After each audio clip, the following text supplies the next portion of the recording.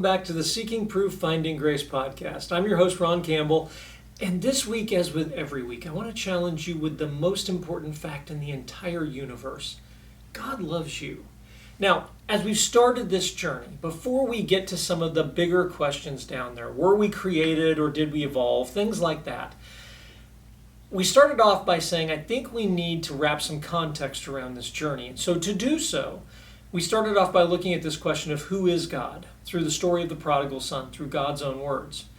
We then spent 2 weeks looking at God's purpose, which is to bring us back into an eternal relationship with Him. And then last week we looked at God's plan. How does He do that? And at the same time, not just leave us sitting here suffering while we're working through all of the issues related to our free will and choosing to accept that offer. I know this week what I said we were going to do was we were going to jump into this question of faith and what role does faith play in all of that. But it dawned on me, before we do that, I've been referencing this passage in Ephesians quite a bit, talking about that before God laid the foundations of the universe, He recognized it was going to take Jesus going through the cross to get us back into an eternal relationship with Him. And I think this is probably a good moment to really stop for a minute and to focus in on the atonement. What happened on the cross that was so important? And then actually look at the resurrection that occurred afterward before we look at this question of faith. You know, the easy answer to this question is, I've been saying repeatedly, that Jesus died on the cross to pay for the sin debt of mankind.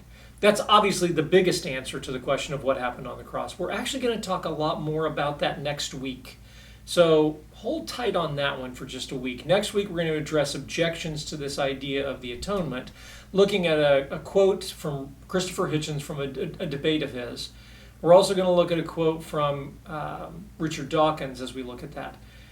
But as we're doing so, before we get to that point, this week I want to spend some time just talking about the other things that the atonement does for us, that it does for you and I, and that it did to bring us to this point. I think it's valuable to look at these things and to break this down and to spend a little extra time. If I throw these things out there and you go, well, I don't believe any of that happened, or I reject the idea that Jesus could pay the sin debt of mankind, it doesn't really help us lay much foundation. So I think a couple of episodes might be warranted here to really lay this foundation properly, to get us where we need to be. And that's where we're going to start today. So today I want to talk about what are the other things that the atonement does for us besides simply paying the sin debt of mankind. Simply, like that's a small thing. But let's talk about that for a minute, because I think you'll find enormous value in that as we go forward. Now, point number one. As we look at this, the first thing that the atonement does is it forever answers the question, how much am I worth? How much does God love me? We can't begin to fathom and understand God's love for us until we really understand the atonement and what Jesus did on the cross for us, what God was willing to do for us there on the cross. You know, I think we all kind of look at each other and we all recognize that there's an inherent value in human beings that's kind of hard to explain. You know, I think from a naturalistic model or an atheistic model, Richard Dawkins, I think, would say that we are merely the product of time, chance, and matter. Just given enough time, this is what ultimately happens. And we're going to talk a lot more about that when we hit the point of talking about evolution and whether or not that's actually true. But from an atheistic perspective, a naturalistic perspective, if all we are is a highly evolved puddle of primordial soup, we don't have any more value than a piece of fungus or any other primate for that purpose. We are of no more value than anything else we see around us. If we came from a rock, then we're of no more value than a rock or a tree or a plant or anything else. There's no difference between us and any of these other entities that we find around us. But I don't think you believe that. I don't believe that. I don't think any of us believe that. And there's good reason behind that. But stop for a minute and ask yourself that question, why? Why is it that we don't believe that? We all know that we have enormous value as human beings. I love watching debates and Q&A sessions and watching as people go back and forth on this issue, and you find so many people who will identify as an atheist or identify as an agnostic who are just offended horribly at a passage in the Bible that relates to how a particular group of people they believe are being treated wrongly in the Bible. This is the hard part to understand, and please understand, I don't mean any offense when I say this, but if we're nothing more than highly evolved puddles of primordial soup, then there's nothing particularly special about any of us, and we really don't have any place to be offended when we see someone being treated poorly. So when you look at this and try to wrap your arms around why that is, outside of a relationship with God, it's nearly impossible to do. Within a relationship with God and through the cross, I never doubt my value. And that's what's so amazing when we look at this question. I want you to think about this, and I love this quote from Philippians chapter 2, starting in verse 5. Let this mind be in you, which was also in Christ Jesus, who, being in the form of God, did not consider it robbery to be equal with God, but made himself of no reputation, taking the form of a bondservant, and coming in the likeness of men. So he laid down eternity and became one of us. And being found in appearance as a man, he humbled himself and became obedient to the point of death, even the death of the cross. So God laid down eternity and he became one of us. And he's been willing to walk for all those thousands of years leading up to Jesus on the cross. God was willing to walk that path, and he was willing to take that time and walk that path to get to that point and go through all of the pain and misery getting there. He laid down eternity to become one of us, recognizing, again, going back, it was going to take him going through the cross to get there. And Jesus would live his entire life carrying that knowledge of what was coming. Jesus waited that night in the Garden of Gethsemane when the crowds came and the mob came to take him away and his disciples fled from him.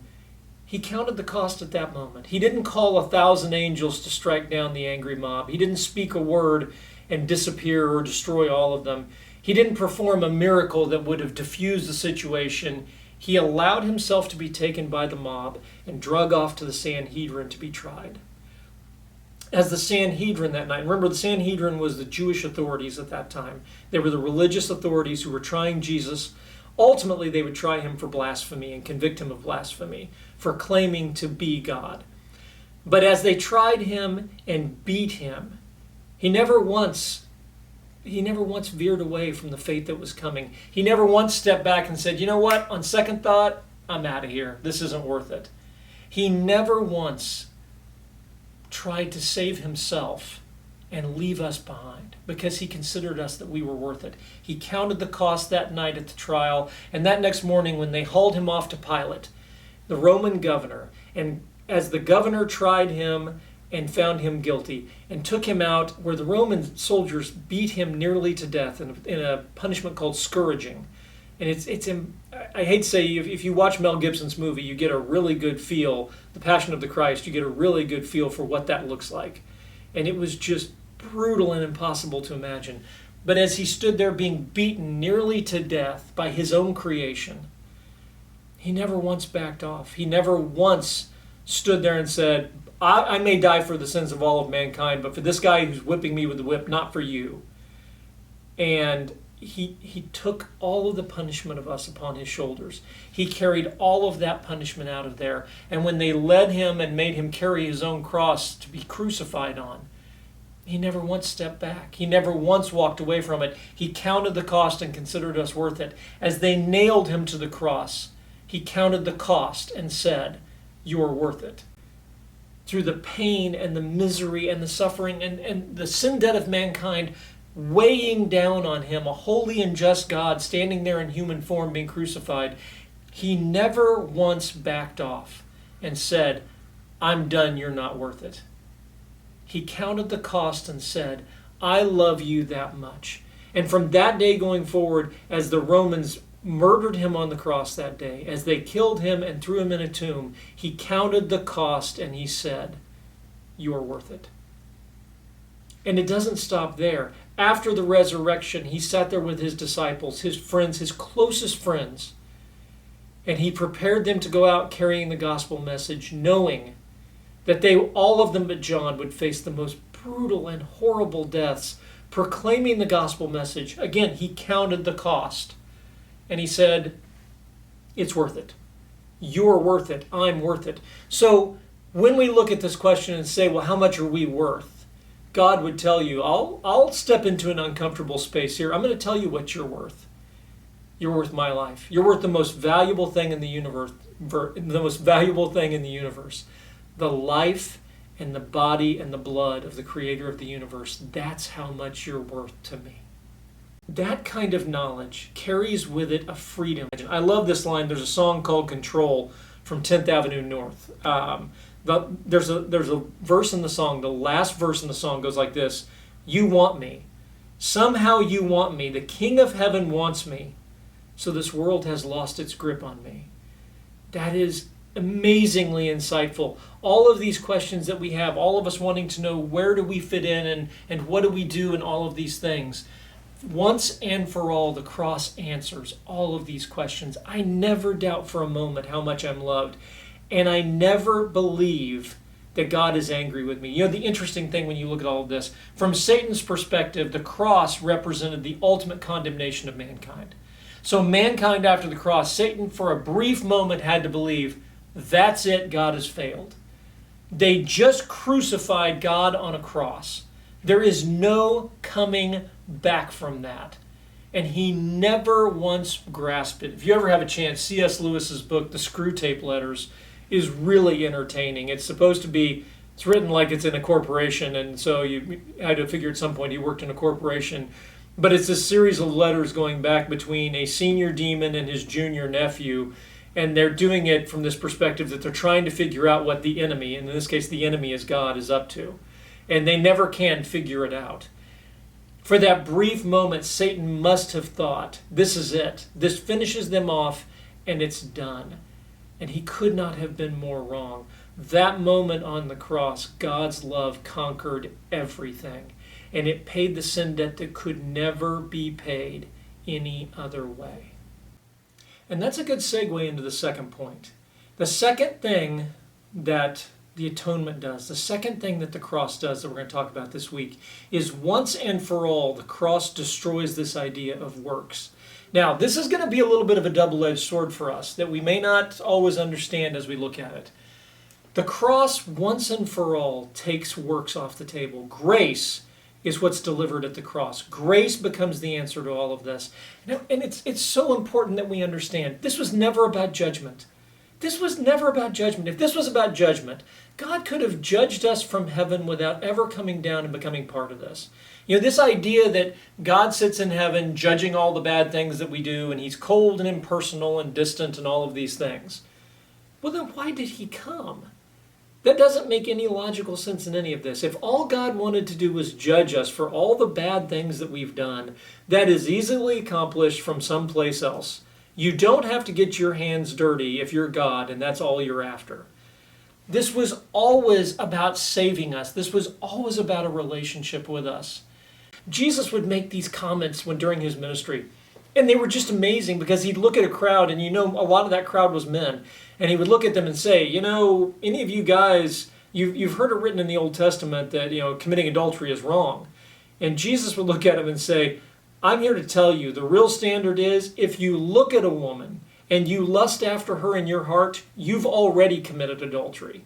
And the guys in the crowd are going, what did he just say? If I look at a pretty girl, that's going to convict me. And Jesus would look at him and say, if you lusted in her after your heart, you know what you did. You know what was going on between your ears. Jesus, in looking at them and saying, do you understand what perfection really means? He raised the bar so high, he ultimately got rid of the bar. The bar is so enormously high when it comes to works. When we look at the question of what would it really take to earn our way to heaven, Jesus would make these comments and say, in the Old Testament it said murder's wrong. If you're angry with your brother without good reason, you're just as guilty. And people were like, do you know my brother? You got to be kidding me. I'm sure my sister would say that quite often. There's no question in all of this. Jesus looks at it and he says, I'm going to raise the bar so high that you can't possibly get there on your own. That's a gift. That's not cruelty. That is the best gift in the world. Grace looks at us for who we honestly are. We're never going to get there on our own. And grace looks at us and says, it's okay, you don't have to. I'm going to do the heavy lifting. I'm going to do the hard work, and I'm going to get you there. and it's all going to be about me. Jesus looks at it and says, I'm going to do all the hard work. All you have to do is believe that I did it, that I could do it, and that I did it for you. Us putting our faith in him brings us into heaven and brings us back into relationship with him. Grace destroys this context, this idea of works. I want you to understand, I said this is a double-edged sword. Here's the other issue in all of this. That issue is now taken off the plate. Responsibility is now in my hands.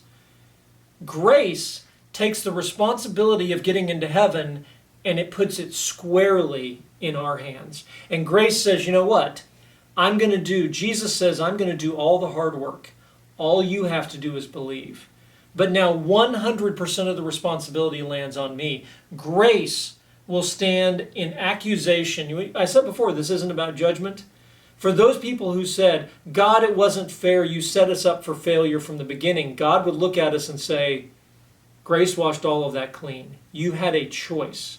Your choice was to accept the offer that I made. Your choice was to accept my gift of salvation.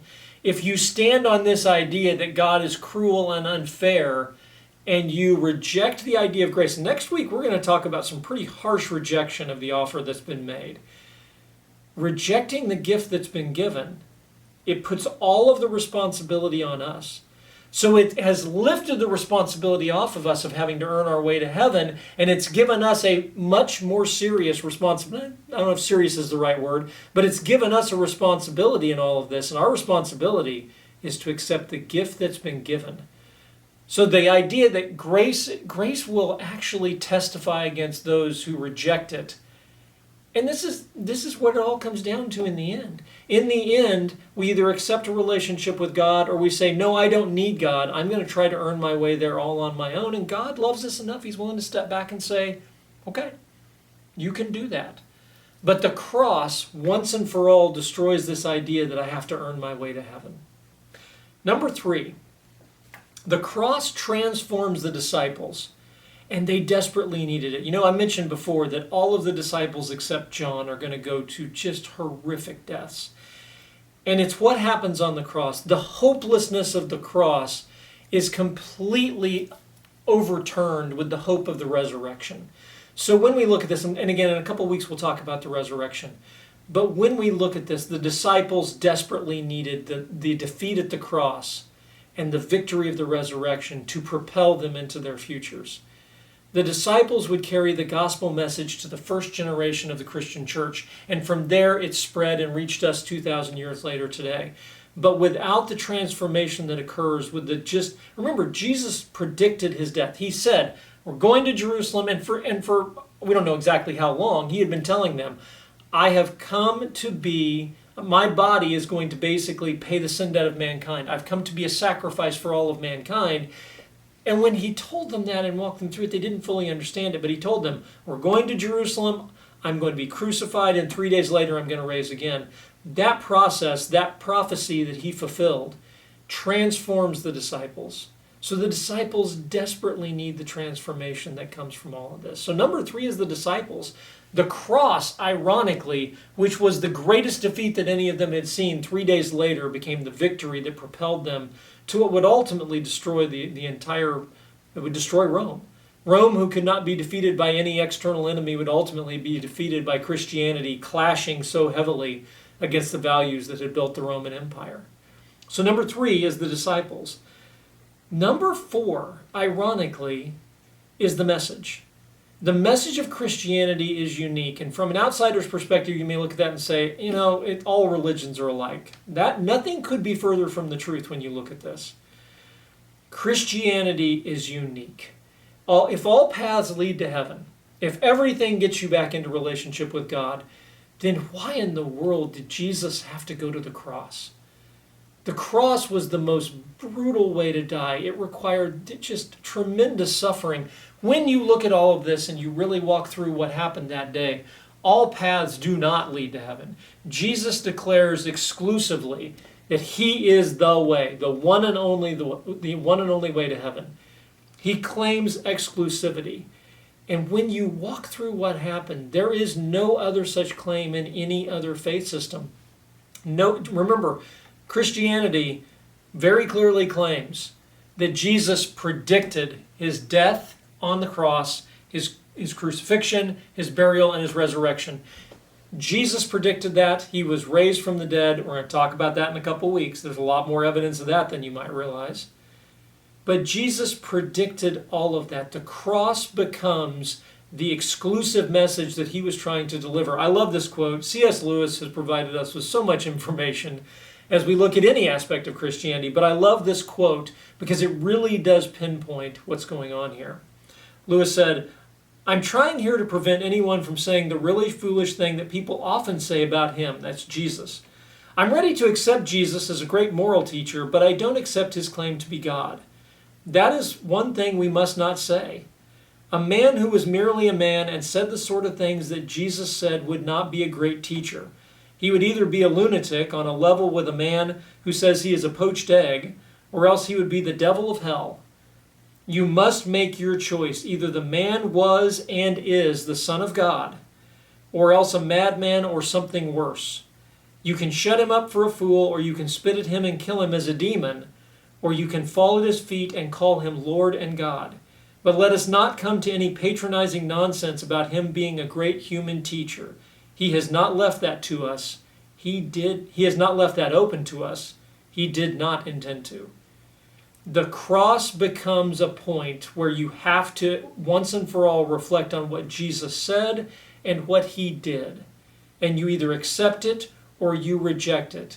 And again, going into this, he said, "For the Son of Man did not come to be served, but to serve, and to give his life a ransom for many."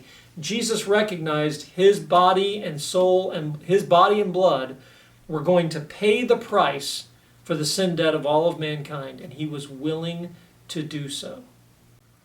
I want to go back for just a second to that point that Lewis makes. Jesus said these things, and he never gave his audience a choice. He made it very difficult on his audience, and he helped them to understand, I am the way. You are going to do this through me, or you're not going to do it at all. He made it very clear to his audience. And this idea that we can accept what he said because he was a good teacher, but we really don't believe all that uncomfortable stuff about him, because no one likes this idea that he was the only way to get there. And he would look at us and say, that's right, I am the only way to get there. Otherwise, why did I have to die on the cross? What was it all for if it wasn't for that? There's a lot of other things that the atonement does in terms of Christ's victory over sin and a lot of other things. And I think this is probably a good point for us to start wrapping up today before we get into next week's question of looking at objections to this idea and looking at the payment for all of mankind's sin debt that God made on the cross that day. I love this idea in Isaiah 55. It says, "For my thoughts are not your thoughts, nor are your ways my ways, says the Lord. For as the heavens are higher than the earth, so are my ways higher than your ways, and my thoughts than your thoughts." The atonement is just the tip of the iceberg of what God means by that. I know it doesn't make sense sometimes when we look at that and say, but why did Jesus have to go through all of that? And God would look at us and say, you don't understand. This was the only solution for sin. Remember last week I talked about that God had the perfect plan. This is what's hard when you look at it. You say it's so much. It just seems excessive. It doesn't seem like God should have to go that far. And God would look at us and say, everything I did is what was required. There was nothing extravagant that wasn't necessary. This was perfection that cured imperfection. This is that moment when we honestly have to look at ourselves and who we are. And I know there's so much that we're all unhappy about the world that we see around us. But we oftentimes are not willing to take ownership for so many things that are our responsibility. This is that moment where God recognizes, it's okay. I understand everything that's gone wrong, and I understand there's a lot of things that you don't understand why it is the way it is, but I'm going to fix all of it. The cross is where his perfect plan came together, and it fixed everything. You know, all those things that we talked about last week that grace does, and grace, again, coming through the cross, that grace has the ability to heal all of us and to fix all of these things. God's solution requires of me that I let go of what others have done to me. And again, go back and look at what we talked about last week for a bigger explanation of that. This idea of grace, this payment on the cross, fixes everything like we can't imagine. But there are some who would look at this and say, it's immoral, it's impossible, and it cannot be done, and it should not be done. And next week we are going to talk a lot more about that. I want to thank you once again for joining us on this week's episode of Seeking Proof, Finding Grace. As always, if you've got questions, don't hesitate to reach out to us on our website at prooftograce.com, or you can reach out to us via email at prooftograce@yahoo.com. You can also find our podcast wherever you get your podcast from. Thank you so much for joining us this week, and I look forward to seeing you next week as we finish this discussion. Bye-bye.